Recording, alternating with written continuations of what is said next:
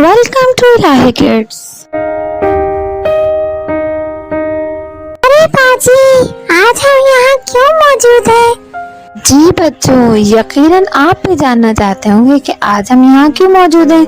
आज हम जानेंगे उसूल दीन के बारे में। उसूल दीन यानी हमारे अकायद, जिन पर हमारा ईमान होता है। उसूल दीन यानी दीन की जड़ें 5 हैं। तौहीद यानी अल्लाह अहद है, ला शरीक है।